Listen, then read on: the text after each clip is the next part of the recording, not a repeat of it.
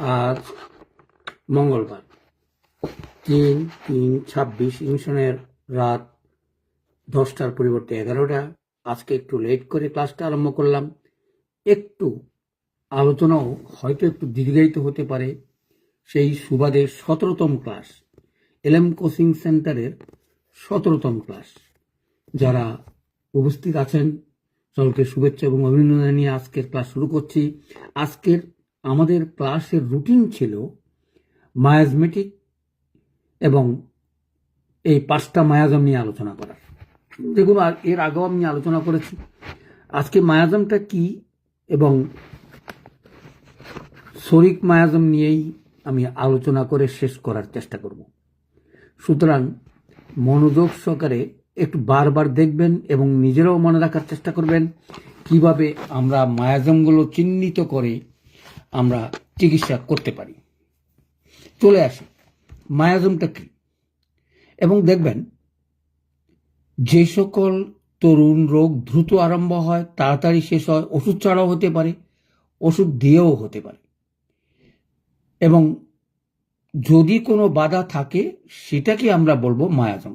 তবে মায়াজমের আগেও আমি 17টা থেকে 18টা বাধা নিয়ে আলোচনা করেছিলাম, কিন্তু এটা অর্থাৎ বারবার যে ওষুধ যেই রোগ আসে সেই রোগ হয়তো তরুণ রোগের চিকিৎসা করে বারবারই আপনি সেটাকে রিফিউজ করেন এবং সেটা তখন শরীরের গভীরে চলে যায় এবং সহজে ভালো হয় না, আবারও আসে, সেটাকেই আমরা বলবো মায়াজমেটিক বাধা। এই মায়াজমেটিক বাধার উপরে ভিত্তি করে হরিমোহন চৌধুরীর মায়াজমের স্বরূপ একটা বই আছে। সেই বইটা সকলেকেই অনুরোধ করব পড়ার জন্য অথবা সংগ্রহ করে নিজের কাছে রাখার জন্য, যারা চিররোগ অথবা মায়াজমেটিক চিকিৎসা করতে চান। সংগ্রহ করতে না পারলে আমার সঙ্গে যোগাযোগ করেন, আমি 5টা কপি 690 টাকা আপনার ঘরে পৌঁছে যাবে সুন্দরবন কুরিয়ারের মাধ্যমে। এই কথাগুলো বলার কারণটা হচ্ছে এসব বইগুলো না থাকলে মায়াজমেটিক চিকিৎসা আপনি বুঝবেন না, আরম্ভও করতে পারবেন না। তাহলে চলে আসি, প্রথমে বুঝলাম কি, অর্থাৎ গভীর রোগ প্রবণতা যদি ভালো না হয় তাকে আমরা বলবো মায়াজমেটিক বাধা। বারবার চিকিৎসা করার পরেও সেটা যাচ্ছে না, এবং সেই যাচ্ছে নাটাই হ্যানিম্যান নিজের জীবন দশায় এই মায়াজমেটিক বাধার কথা বলেই বিস্তৃত আলোচনা করেছেন। সেই সুবাদে আজকে আমরা এই পর্যায়ে আসছি। তাহলে চলে আসি, জন্মগতভাবেই শরিক মায়াজম নিয়ে আমরা জন্ম হয় এবং সেই শরিক মায়াজমের কারণেই সকল রোগের কারণ। ইভেন আমরা যে সিবিলিটিক বা সাইকোটিক মায়াজম বলি, সেটাও শরিক মায়াজমের কারণেই হয়েছিল, হওয়াতেই আজকে হয়তো 4-5টা আমরা মায়াজমেটিক বাধার কথা বলি। তো প্রথম বাধাই যদি বলি সেটা হচ্ছে শরিক মায়াজম, এবং আজ পর্যন্ত যত রোগ আছে 70 থেকে 80% রোগের কারণেই হচ্ছে শরিক মায়াজম। তার সঙ্গে অন্যগুলো মিলে সেটা হয়। তাহলে প্রথমে কি বুঝলাম, অর্থাৎ গভীর রোগ, গভীর প্রবণতাযুক্ত কোনো রোগ যদি থাকে তাকেই আমরা বলবো মায়াজম। তাহলে চলে আসি, আলোচনাটা সংক্ষেপে করার চেষ্টা করব, প্রত্যেকটা পয়েন্ট আপনারা টুকি রাখার চেষ্টা করবেন, কারণ এগুলো মনে না রাখলে অনেক সময় চিকিৎসা করা বিভ্রাট হয়। প্রথমেই চলে আসি, তাহলে শরিক মায়াজম চিনার উপায়টা কি করি আমরা নির্বাচন করব। প্রথমে চলে আসি, আমরা চুলকানি জানলেই, অর্থাৎ চর্মরোগ যদি থাকে এবং সেটা বাহ্যিক যদি প্রকাশ হয় এবং চুলকানি যদি থাকে, তাকেই আমরা ধরে নিতে পারি সেটা শরিক মায়াজম। আর সেখানে যদি আপনার সাবমিসিভ করেন, বাধা দেন অথবা অয়েন্টমেন্ট মালিশ করেন, তাইলে তাকে আমরা বলবো চাপা পড়া রোগ। এহেন কোনো রোগ নাই চাপা পড়ার কারণে হয় না। তাহলে মূল লক্ষণটা কি? মূল লক্ষণটা হচ্ছে চুলকানি, চর্মরোগ, স্কিন ডিজিজ, চাপা। এই একটা কারণ যদি আমরা জানি, তাহলে শরিক মায়াজমের স্বরূপ আমরা উদ্ঘাটন করতে পারবো। যদি কোনোদিন তার চর্মরোগ হয়ে থাকে এবং সেটা যদি এলোপ্যাথিক মতে অথবা অহোমিওপ্যাথিক মতে যে কোনো চাপা দেওয়া হোক না কেন, তাকে যদি শরীর থেকে দূরীভূত করতে না পারি, তাহলে তার রোগের চিকিৎসা বা সকল রোগ থেকে নির্মূল করে আমরা যে কথাটা বলছি 80 বছর 90 বছর বাঁচবে, তার পক্ষে সম্ভব না। যদি তার কোনো রোগ থেকে থাকে, ভালো করতে হলেই শরীর মাজম শেষ চিকিৎসা। অর্থাৎ যতক্ষণ পর্যন্ত তার শরীর থেকে চর্মরোগ অথবা সেন্সিটিভনেস, আমরা যেটা বলি অ্যালার্জি, এগুলো পূর্ণাঙ্গ ভালো না হলে কোনো রকমের রোগ তার নির্মূল হবে না, এবং আমরা যেটা বলি জীবনী শক্তি, ভাইটাল ফোর্স, তার হবে না। ভাইটাল ফোর্সটা কি?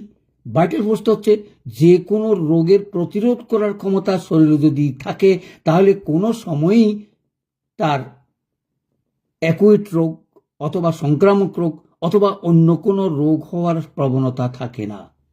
তাহলে কথাটা আমার মনে হয় আমি আরেকটু ব্যাখ্যা করি। প্রথমে বলছি যে চিররোগ ছাড়াও অ্যাকুইট ডিজিজ থাকে।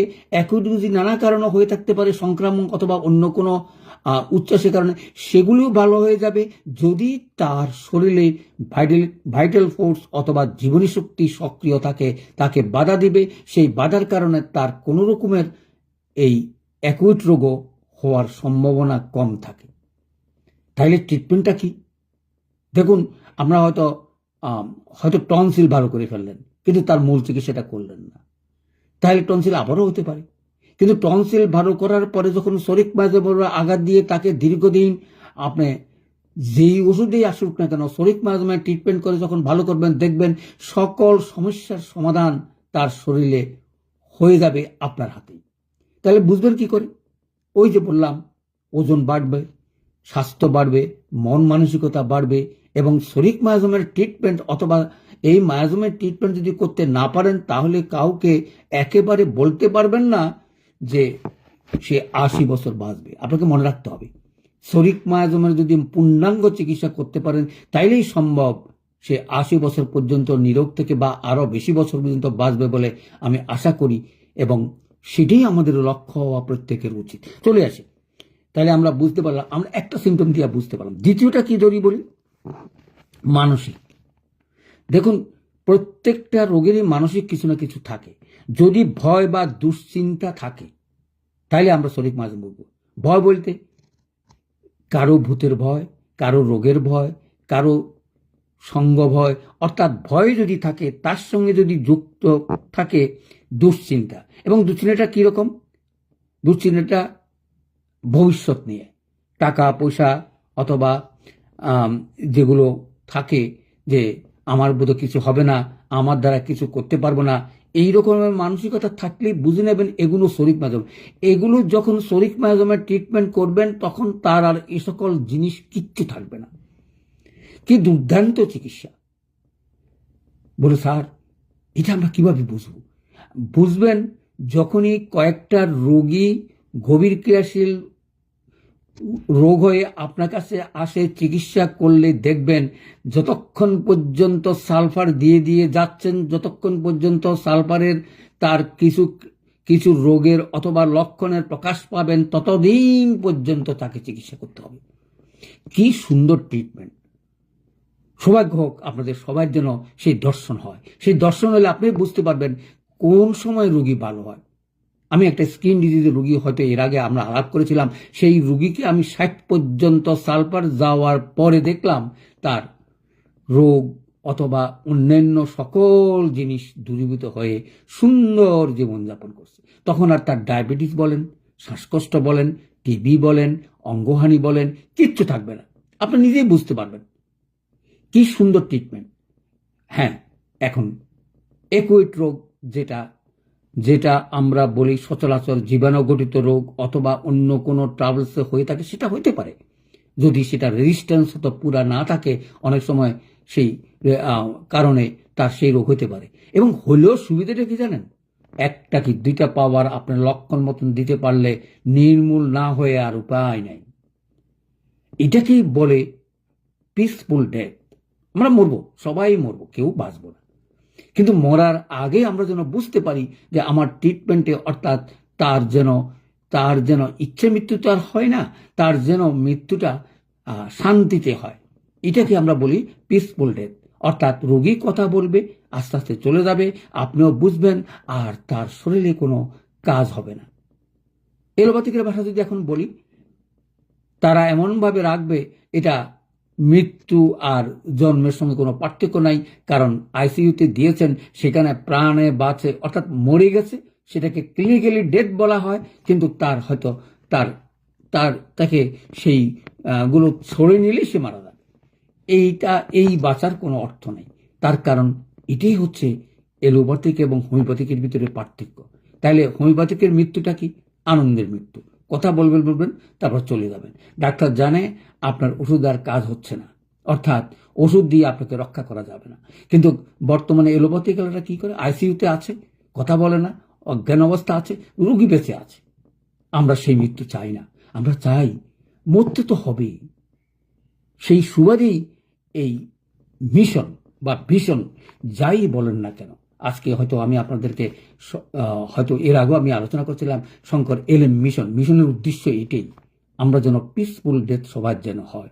যুদ্ধ বিগ্রহ, সাপে অথবা অ্যাক্সিডেন্টে অথবা অন্য কোনো কারণে যেন আমাদের মৃত্যু না হয়ে রোগ শোক থেকে যেন মুক্তি পেয়ে যেন আমরা মৃত্যুকে আলিঙ্গন করতে পারি। চলে আসি, কারণ হয়তো আপনাদের বিরক্ত ধরে যাবে আলোচনা। চলে আসি, মানসিক ভয় গেল, তারপরে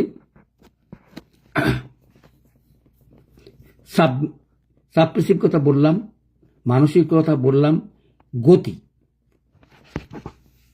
দেখুন, প্রথম কথাই ছিল ফাংশনাল ডিসঅর্ডার, যেটা শরিক মাজমের প্রথম কথা। বলে স্যার এটা তো বুঝলাম না, ফাংশনাল ডিসঅর্ডারটা কার? যে কোনো অঙ্গের যদি ফাংশনাল ডিসঅর্ডারটা হয়, বলে সেটা তো বুঝি না। ফাংশনাল ডিসঅর্ডার যেটার কাজ, সেটার কাজ যদি না করে, তাইলে আমরা ফাংশনাল ডিসঅর্ডার মনে করব। এই ফাংশনাল ডিসঅর্ডারটা বুঝতে পারলে, প্রত্যেকটা অঙ্গের প্রথম কথা হচ্ছে ফাংশনাল ডিসঅর্ডারটা আমরা যদি বুঝতে পারি, তাহলে শরিক মাজমের কাজও আমরা বুঝতে পারলাম। যেমন ধরেন কিডনি ফাংশন করছে না, কিডনিতে অন্য কোনো ট্রাবলস নাই, ফাংশন করছে না, সেটাও কিডনির রোগ, কিন্তু সেটা শরিক মায়াজম থেকে আসছে। ডিস্ট্রাকটিভ কোনো কিছু বৃদ্ধি অথবা ধ্বংস যদি না হয়, তাহলে সিভিলিটিক নইলে সাইকোটিক। আর যদি ফাংশনাল ডিসঅর্ডার হয়, তখনই আমরা বুঝবো সেটা শরিক মায়াজম। আরো কি দেখবেন? Sensitiveness, nerve. প্রথমে বললাম স্কিন, এখন বলতেছি নার্ভ। নার্ভের উপরে যত রকমের কাজ কারবার আছে সব কিছু শরিক মায়াজম। নার্ভাস সিস্টেম, নার্ভের উপরে প্রথম এফেক্ট। এবং সেই এফেক্টগুলো কি? যেমন মাথায় রোগে অর্ধেক দেখবেন সেটা নিউরোলজির ডাক্তার বলে। আপনারা ভাগের সুবিধার জন্য বলছি, যদিও সেগুলো অনেক সময় আমি হয়তো ডিসকারেজ করি, কিন্তু নার্ভাসনেস অর্থাৎ সেন্সিটিভ, অর্থাৎ নার্ভের কোনো ডাক্তার যদি বলে, তখনই বুঝবেন এটা শরিক মায়াজমের রোগী। কি সুন্দর, তারাই ভাগ করে দেয়। আপনাদেরকে খালি একটু এলোপ্যাথিকের সঙ্গে একটু সহযোগিতা করে এগিয়ে যাওয়ার জন্য বলছি। দিন আসছে এলোপ্যাথিকের সঙ্গে আপনাদের সহযোগিতা কত দুর্দান্ত রোগী আমরা ভালো করতে পারবো, এগুলো চিন্তা করতে গেলে আমি এখন অবাক হই। তো কিরকম? এলোপ্যাথিকের তো ডাক্তার ভাগ আছে, স্নায়ুর ডাক্তার আলাদা, মাথার ডাক্তার আলাদা, চোখের ডাক্তার আলাদা। আপনার ভাগগুলোকে যদি একটু ধরেন, 80% রুগী হচ্ছে শরিক মায়াজমের। এই যে বললাম নার্ভাস সিস্টেম, মাথার যত রকমের রোগ আছে নার্ভাস সিস্টেম। যখনই টিউমার হয়ে যাবে তখনই বুঝবেন সেটা সাইকোটিক মায়াজম। আর যতক্ষণ পর্যন্ত টিউমার আইডেন্টিফিকেশন না হয়, ততক্ষণ পর্যন্ত আপনি বুঝবেন সেটা শরিক মায়াজমের রোগী। তাইলে আমরা কি পাইলাম? ফাংশনাল ডিসঅর্ডার, অর্থাৎ যে কোনো অঙ্গের যদি ফাংশনাল কাজ না করে, তাকে আমরা বলবো। যেমন ধরেন জিহ্বার স্বাদ নিতে পাচ্ছেন না, নিঃশ্বাস গন্ধ পাচ্ছেন না, সেটা ফাংশনাল ডিসঅর্ডার। ওরকম ভাগ করে যদি করতে পারেন, তাহলেই দেখবেন আপনার চিকিৎসাও সহজ। আর সচরাচর সালফার বলতে আমরা বুঝি অভাব, কমটা আবার কিরকম? দেখুন, এই যে কম বললাম, অভাব বললাম, এটাও বুঝার সাপেক্ষ। যেমন অভাব বলতে আমি এইটুকু বুঝি, কোনো অঙ্গের কোনো একটা কাজ না হলে সেটাও অভাব। একটু আগে কি বললাম? Functional disorder. এখন কি বললাম? অভাব। অর্থাৎ যে জিনিসটা নাই সেই জিনিসটার কারণে যদি কোনো কিছু ঘটে তাকেই আমরা বলবো শরিক মায়াজম। তাহলে অভাবের যদি ডিফিসিয়েন্সি থাকে, অভাব যদি থাকে বা কম থাকে, তাইলে আমরা বুঝবো। তাহলে ফাংশনাল ডিস্টারবেন্স বা ডিসঅর্ডার আমরা যেটা বলি। আর মনে রাখবেন, শরিক মায়াজম কখনো কোনো রোগের বা কোনো অঙ্গের বৃদ্ধিও ঘটে না এবং ধ্বংসও করে না। কি সুন্দর! তো বলে স্যার করেটা কি? আমরা তো ভয় পাই কেন? ভয় পাই এই কারণে, কারণ অন্য রোগের প্রথম আবির্ভাব হচ্ছে শরিক মায়াজম। এবং সেটা কিরকম বললাম, সেটা কোনো অঙ্গের ধ্বংস করে না, কোনো অঙ্গের বাড়েও না। যেমন ওবাসিটি আমরা শরীরে জল আসা বলি, বা কোনো অঙ্গের টিউমার বলি, বা কোনো অঙ্গে ফুলে গেল, সবই সাইকোটিক মায়াজম। আমি এটা জেনারেল ভাগ। তারপরে আপনারা আরো সূক্ষ্ম থেকে সূক্ষ্মতর জানবেন, সেগুলো অনেক বিষয়। কিন্তু আমরা এখন কি শিখলাম, যে ধ্বংসাত্মক কোনো জিনিস না হলে, যেমন ধরেন সহজে ছোট্ট কথা বলি, লিভারের গ্রেড 1, গ্রেড 2, গ্রেড 3। গ্রেড 1 বললেই বুঝবেন এটা শরিক মায়াজম। গ্রেড 2 এটা সাইকোটিক দিকে যাচ্ছে, গ্রেড 3 ধ্বংসাত্মক কোনো কার্যকলাপের সঙ্গে লিপ্ত আছে। না থাকলে তো আপনি বুঝবেন এটা শরিক মায়াজম। আমি 3টা ভাগ দেখালাম। প্রথম ভাগে যদি আসে রোগী যে গ্রেড 1, তার মানে ফাংশনাল ডিসঅর্ডার হয়েছে। আচ্ছা, একটু আলোচনা করি, আসলে এমনি হয়ে যায় পারি না। এই যে শরিক মায়াজম বললাম, শরিক মায়াজম রোগটা কোত্থেকে আরম্ভ হয়? প্রথমে বললাম স্কিন ডিজিজ, তারপরে বললাম স্নায়ুর কথা, তারপরে বললাম নার্ভাসনেস অথবা ফাংশনাল কথা। এই যে ফাংশনাল কথাটা বলতে গিয়েই এখন আমার মনে পড়লো যে সকল রকমের পেটের ট্রাভেল ফাংশনিং ডিসঅর্ডারটা হচ্ছে শরিক মায়াজম। এখন নিশ্চয় আপনারা বুঝতে পারছেন। দেখবেন আপনাদের কাছে সব রুগী গ্যাস্ট্রিকের ট্রাভেলস, আরে বলিয়েন না, আর গ্যাস্ট্রিকের ট্রাভেলসে মনে যায় ট্যাবলেট খাইলে কতক্ষণ ভালো থাকি। এটা কিন্তু শরিক মায়াজমের রোগ। কি সুন্দর, কি সুন্দর তথ্য কথা দিয়েই উপলব্ধি করতে পারেন। এই যে যত রকমের গ্যাস্ট্রিকের ট্রাভেলসের রুগী আছে, পেটের ট্রাভেল, খালি এলোপ্যাথিকের গ্যাস্ট্রিক ট্যাবলেট খায় দীর্ঘদিন, একটা পর একটা পাল্টায়, একটা পর একটা খাইয়ে আর ভালো আর হয় না। আপনি কিন্তু শুনছেন গ্যাস্ট্রিকের রোগীদের ভালো হইতে?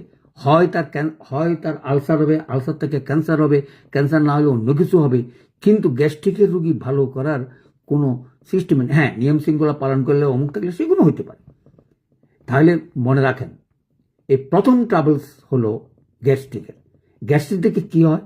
ওই যে লিভার ট্রাভেলসটা হয়, যখন লিভারটা পূর্ণাঙ্গ কাজ করে না। এগুলো কেন হয়? অনিয়মের কারণ। ওই যে আমরা সেটা বলি, অনিয়মের কারণে আমরা নাচ দিই, কিন্তু এগুলোর কারণটাকে, এগুলো সব শরিক মায়াজমের দিকে যাচ্ছে। তাহলে প্রথম থেকে নিয়ম অনিয়ম যদি আমরা মানি, খাওয়া দাওয়া যদি আমরা কন্ট্রোল করি, তাহলে আপনি ভালো থাকবেন, সেটা রেগুলারিটি মেনটেন করবে। কিন্তু রোগ যদি হয়েই যায়, তার থেকে নির্মূল করা অনেক সময় কঠিন হয়ে পড়ে। এই জন্যই আমরা প্রথমেই চিন্তা করব গ্যাস্ট্রিকের ট্রাভেলস রুগীকে গ্যাস্ট্রিকের 2-1 দিনে ভালো করে বা একই রোগের চিকিৎসা করেই আমরা ম্যাজমেটিকের চিকিৎসা চলে যাব। আপনাকে দাম দিবে না। কেন দিবে না? কারণ আপনি যে তার গ্যাস্ট্রিকটা চিররোগের ভালো করবেন, সে বিশ্বাসও করবে না। করবে না, তাকে দোষ দিতে লাভ নেই। আমাদের দর্শন নাই, আমাদের প্রচার নাই, আমাদের হসপিটাল নাই, আমাদের ক্লিনিক নাই। আপনি ব্যক্তিগতভাবে বলবেন, আর আমি ব্যক্তিগতভাবে বিশ্বাস করব, হয় কেন করব? আর করার কারণটা কি? কি বেসিস আছে আপনি একেবারে সব রোগীর ভালো করে ফেলবেন? এটার কোনো অর্থ নেই। এই জন্যই সম্মিলিতভাবে চেষ্টা করা উচিত। সেই জন্য আমার চেষ্টা, সেই জন্যই আমি ডাক্তার তৈরি করার কাজে লেগে পড়েছি। যে আমি যদি 1টা বা 2টা 3টা ডাক্তারও যদি তৈরি করে যেতে পারি, তাহলে আমি বুঝবো হোমিওপ্যাথিক এলএম পদ্ধতি আগামী দিনে অন্তত পথপ্রদর্শক হিসাবে থাকবে। আপনাদের সময় আসছে এলোপ্যাথিকের সঙ্গে কাজ করা। এলোপ্যাথিক ডাক্তারদের অভিজ্ঞতা, দক্ষতা, দর্শন সবই আমাদের থেকে বেশি।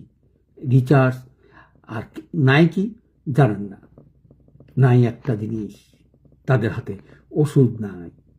আর আমাদের হাতে ভর্তি ওষুধ আছে, আমাদের হাতে ডাক্তার নাই। কি দুর্ভাগ্য!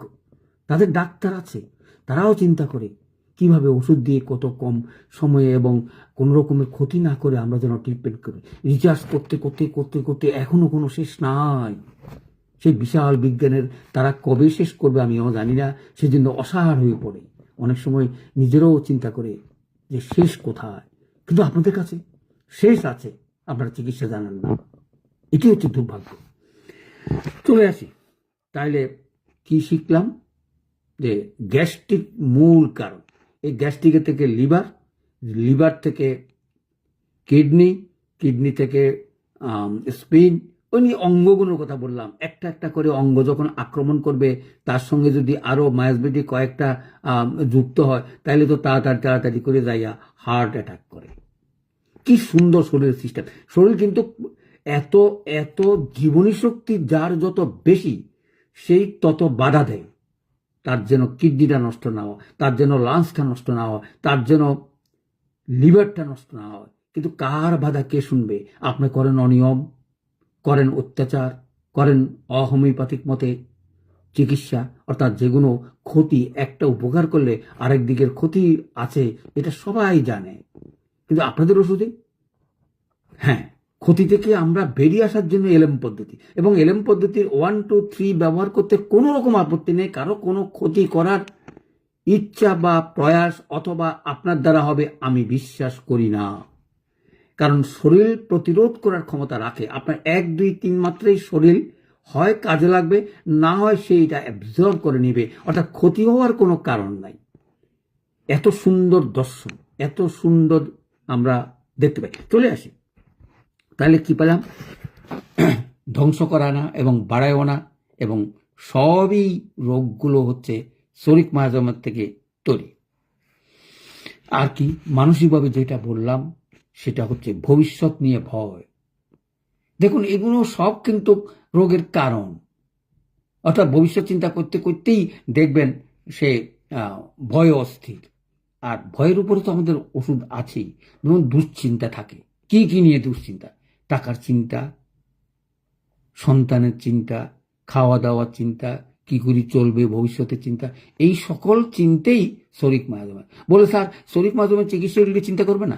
করবে, বাস্তবতার সঙ্গে চিন্তা করবে। চিন্তা করি আমার লাভ কি? আমাকে কাজ করতে হবে, আমাকে এগিয়ে যেতে হবে, আমার শরীর ভালো থাকবে, আমি এগিয়ে যাব। দুশ্চিন্তা করে তো কোনো লাভ নাই। সেই দুশ্চিন্তা থেকে মুক্তি পাওয়ার জন্য শরিক মায়াজম। সেই জন্যই দেখুন, অনেক হয়তো বলবেন স্যার কতদিন খাওয়াবো? এইটাই প্রশ্ন।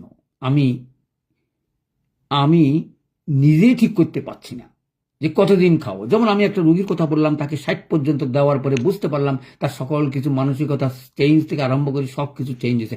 আপনিও দেখবেন, এই দেখার সুযোগটা হোক আপনাদের, তাইলে বুঝতে পারবেন। বলে স্যার আজীবন খাবেন? আজীবনও খাবেন, অসুবিধা কি? আপনি ভালো আছেন, খাচ্ছেন, সপ্তাহে 1 মাত্রা বা 2 মাত্রা করে সালফার খান, অথবা আপনার নির্বাচিত ওষুধ শরিক মায়াজমের যার গভীরতা আছে সেগুলি খান। দেখেন, যদি কোনো লক্ষণ প্রকাশ না পায় তাহলে ওষুধ চলবে। আর লক্ষণ প্রকাশ পালে কি ধরনের লক্ষণ সেটাও আপনাদেরকে আলোচনা করে দিয়েছি। এটা কি অ্যাগ্রেভেশন না ওষুধের লক্ষণ, এগুলো আপনাদেরকে বুঝতে হবে। না বুঝলে ট্রিটমেন্ট করা এত সহজ নয়, যদিও আমি সহজভাবে বলার চেষ্টা করি। অনেকে মনে করেন যে না, এই তো ব্যাগ কিছু শিখে গেছি কালকে। না, হোমিওপ্যাথিক নিজে ওষুধ নিজে প্রয়োগ করবেন, নিজে দর্শন করবেন, সেটাই হচ্ছে হোমিওপ্যাথিকের আনন্দময় চিকিৎসা।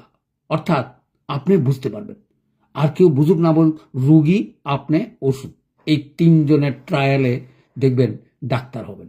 আমার কোনো কথা ডাক্তার হবেন না। যদি আপনি দর্শনে না করতে পারেন আমার কথাগুলো, তাহলে আমার কথার কোনো মূল্য নাই।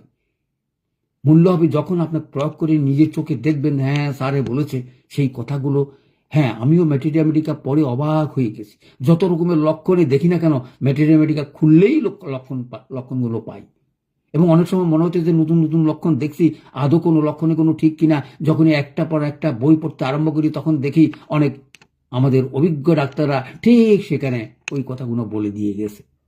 তাহলে বিশ্বাস করেন কত বিশাল বিজ্ঞানের ভার নিয়ে আমরা আছি, কিন্তু আমাদের দুর্ভাগ্য হচ্ছে আমাদেরকে কেউ বিশ্বাস করে না, আমরা চিকিৎসা করতে পারি না, সে লজ্জা আমাদের। চলে আসে, তাইলে মানসিক চিহ্নের কথা বললাম, ভবিষ্যতের ভয়, দুশ্চিন্তা, আর ছোট সমস্যাকে বড় করে দেখা। সমস্যা তো কিচ্ছু না, এরকম রোগীও যদি পান, আপনারা শরিক মায়াজমের ট্রিটমেন্ট করলে ভালো হয়ে যাবে। যে কোনো ছোট্ট ঘটনাকে বড় আকারে দেখার নামই হচ্ছে শরিক মায়াজম। আত্মবিশ্বাসের অভাব এবং হতাশ, এগুলো ওই যে বললাম সব কিছু হচ্ছে শরিক মায়াজমের অন্তর্গত। আমরা যেটা বুঝলাম সেটা থেকে আমরা বুঝলাম 3-4টা কথা মনে রাখলে হবে। স্কিন ডিজিজের উপরে, স্নায়ুর উপরে, এবং প্রথমে ফাংশনাল ডিসঅর্ডার, সেকেন্ড হচ্ছে স্টোমাকের উপরে। স্টোমাক থেকে অঙ্গগুলো অঙ্গগুলো ধ্বংস হয় যদি সেটার লগে সিফিলিটিস বা সাইকোটিক মায়াজম থাকে। না থাকলে কোনো রকমের অঙ্গ হানি শরিক মায়াজমে করে না। চলে আসি, স্কিনের কথা গেল, ডাইজেস্টিভের কথা গেল, এবং জেনারেল। তাহলে 2টা কথা মনে রাখেন, কি কি? ঠান্ডা সহ্য নয় কার? শরিক মায়াজমের। ঠান্ডা একটু ঠান্ডা লাগলে তার ট্রাভেলসটা হয়, সেটা টিউবারকুলোসিস হতে পারে। ওই যে বললাম সর্দির প্রবণতা। এই জন্য মনে রাখবেন কোন প্রবণতা কি হলে কিভাবে আমরা নির্বাচন করব। এই দুগুলো কথা মনে রাখলেই আপনাকে সহজ হয়ে যাবে সিলেকশন করাটা। কি সিলেকশন? কোন মায়াজমের উপরে আমি ওষুধ দিতে যাব। অনেক সময় আমরা 1-2টা লক্ষণ পেলেই আমরা একেবারে ধরিয়েই সিফিলিটিক মায়াজম, ধরিয়ে সাইকোটিক মায়াজমের কড়া ওষুধ, মায়াজমেটিক অর্থাৎ যেগুলো নসুস সেগুলো প্রয়োগ করে ফেলি। সেক্ষেত্রে একটু দূরে থাকার চেষ্টা করবেন, কারণ বডিটা আপনার হাতে, এবং আপনি কত কম ক্ষতি করে তার চিকিৎসাটা করতে পারেন। সেই সুবাদেই এত আলোচনা, সেই সুবাদেই এই দর্শন আপনাদের হোক। কারণ দর্শন না হলেও আপনিও বুঝবেন না যে আমি নসুস ওষুধগুলো কিভাবে ব্যবহার করব। হয়তো আমি বলি নসুস ওষুধ ব্যবহার করেন, কিন্তু করার আগে আপনি একটু চিন্তা করবেন।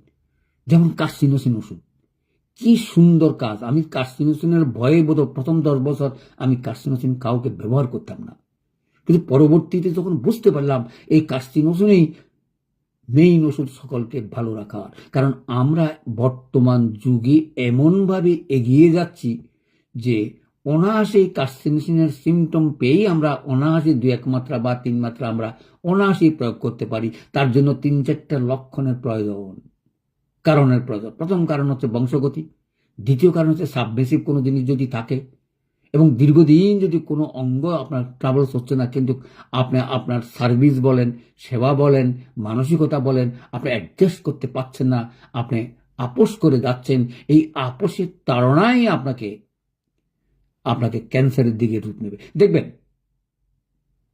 অনেক সময় 50-60 বছর পরে ক্যান্সার রোগী কেন হয়? তার অঙ্গ আর হানি হওয়ার সুযোগ নাই, কারণ সেই একটার পর একটা এই যে অ্যাডজাস্ট অথবা চাপা, অথবা তার যে ভিতরের অন্তরের যে চাপা, সেগুলো গ্রহণ করেই সে চলছে গতিকে 60 বছর পরে একসাথে ক্যান্সার আক্রমণ হয়। তখন বলে ক্যান্সারের কোনো আনসার নাই।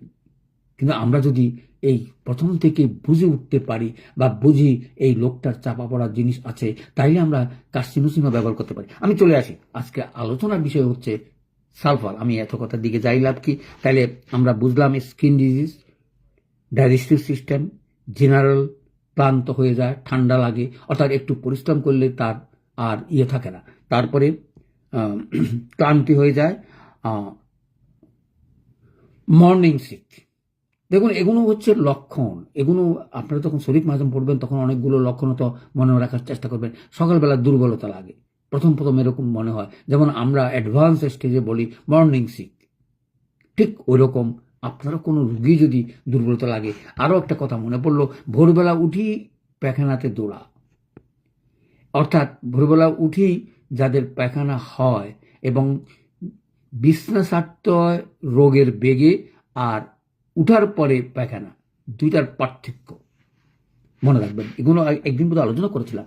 একটা হচ্ছে অর্থাৎ পায়খানা ধরছে জাগন হয়ে গেছে, সেটা শরিক মায়াজম। পায়খানা হচ্ছে জাগন হচ্ছে, আস্তে ধীরে পায়খানা যাবেন, সেটা নেট্রানসাল। এই যে ওষুধগুলো যদি এভাবে ভাগ করে মনে রাখতে পারেন, তাহলে ট্রিটমেন্টও আপনার হাতে সহজ। এই কঠিন রোগগুলো অনায়াসেই আপনারা মায়াজমেটিক বাধা দূরীভূত করে তাড়াতাড়ি চিকিৎসা করতে পারবেন বলে আমার বিশ্বাস। তারপরে চলে আসি, প্রবণতা গেল, অনেক সময় গরমে বৃদ্ধি, এটাও মনে রাখার পারেন। এছাড়াও পরিশ্রমের ক্লান্তি ও হচ্ছে দুর্বলতা। শেষমেশ এসে যদি আমি 4টা কথা বলি মনে রাখার জন্য: স্কিন ডিজিজ, নার্ভাস সিস্টেম, নার্ভের উপরে, ফাংশনাল ডিসঅর্ডার এবং বোন অর্থাৎ কোন রকমের ধ্বংসাত্মক কাজে শরিক মায়াজম যুক্ত নয়। কি সুন্দর তথ্য কথা! খালি ফাংশনাল কাজ, স্কিন ডিজিজ, নার্ভ। আর ধরি আরম্ভ হয় কোত্থেকে? পেটের থেকে। পেট যদি ঠিক মতন করে দিতে পারেন চিকিৎসা, তাহলে সে রাজা। অর্থাৎ যার গ্যাস্ট্রিক ট্রাভেলস নাই সেই দেখবেন মোটামুটি পায়খানা, প্রস্রাব, ঘুম সব ঠিক আছে। কোনো রোগী যদি নাও হয়, যদি সুস্থ লোকও হয়, তাকে আপনারা অনায়াসই সালফার দিয়ে শুরু করতে পারেন। বলে স্যার আমি তো নির্বাচন করে নেই, আমি তো কেস টেকিং নিয়ে না নিয়েও আপনি শুরু করতে পারেন। আর যদি মনে করেন কেস টেকিং নেবেন, তাহলে আপনাকে চিন্তা করতে হবে আমি কোন মায়াজমের উপরে ভিত্তি করে তাকে প্রথমে কি সালফার দেবো না সরিনাম দেবো, তার পার্থক্যটা চিন্তা করতে। বলবে সালফার সরিনাম কেন বলছেন? আমি বলছি এই কারণে তার তো কোনো লক্ষণ আমি পাচ্ছি না, আমি শরিক মায়াজমের উপরে তাকে ট্রিটমেন্ট করবো, সেই হিসাবে আমি অত এই দুইটা রোগের দুইটা ওষুধের পার্থক্য জেনেই একটা না একটা ওষুধ দিয়ে শুরু করতে পারি। তার আগে অবশ্য আমি অনেক সময় বলি নার্স একটা কি দুইটা পাওয়ার দিয়েই আপনি সালফার অথবা সরিনামে চলে যান, দেখবেন অর্ধেক রুগী আপনার হাতে ভালো। আপনারা তো ভয় পাচ্ছেন যে স্যার সালফার দিলে আবার কিনা, দিলে তো আপনার কি করবেন সেটাও বলা আছে। কেন এত ভয় আমার মাথায় ঢুকে না, এখনো আপনাদের ভয়ে কাটে নেই। কি করে ডাক্তারি করবেন? এতবার করে বলি 1 1 2 3, শক্তিতে নাই কোনো ভীতি। 1 2 3 ব্যবহার করবেন, 1 2 ব্যবহার করবেন তরুণ রোগে, 3 4 1 2 3 4 ব্যবহার করবেন চির রোগে। যদি রোগ ধরতে না পারেন তাহলে চিন্তা করেন কি করবেন। আপনাকে এই 4 মাত্রাই ঠিক করতে হবে, এই ওষুধ হবে কি হবে না, নাহলে অন্য ওষুধ দেন। সেখানেও যদি ব্যর্থ হন, 3 বার ব্যর্থ হলে আমাকে ফোন করবেন। তার আগে ফোন করে আমাকে বিরক্ত করার কোনো দরকার নেই, কারণ আপনার দর্শনটা হোক। 1 2 3 4 মাত্রা কোনো অসুবিধা হবে না। যে কোনো ওষুধের দেন আপনার মতন করে আপনার দিবেন, এবং দেওয়ার আগে চিন্তা করবেন আমি এই ওষুধটা কেন দিয়েছি, কি কারণে দিয়েছি, এবং তার ফলাফলটা কি, তার অবজারভেশনটা আপনার চোখে ধরা পড়লো কিনা, তাতেই আপনি ডাক্তার হয়ে যাবেন। এই 3টা জিনিস, অর্থাৎ ওষুধ খাঁটি, এলএম পদ্ধতি প্রয়োগ, অবজারভেশন এবং রোগীর সঙ্গে বন্ধুত্ব সুলভ আচরণেই আপনাকে ডাক্তার তৈরি করবে। তাহলে আজকের এই শরিক মায়াজমের আলোচনা শেষ করার আগে 4টা ওষুধের নাম বলেই আমি শেষ করতে চাই। 5টা ওষুধ, যেমন আমরা বলি sulphur, psorinum, lycopodium, calcarea phos, নেটামিউর।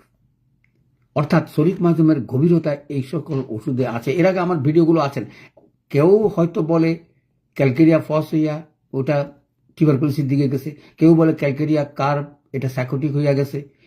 এই যে ভাগ, এগুলো আমরা যখন আলোচনা করব অর্থাৎ মায়াজমেটিক, তখন আমি চেষ্টা করব আপনাদের হাতে সব কিছু সুন্দরভাবে তুলে দেওয়ার জন্য। আমার জন্য প্রার্থনা করবেন যেন বইটা তাড়াতাড়ি বের করতে পারি, তবে সম্ভাবনা খুবই কম। সকলকে ধন্যবাদ।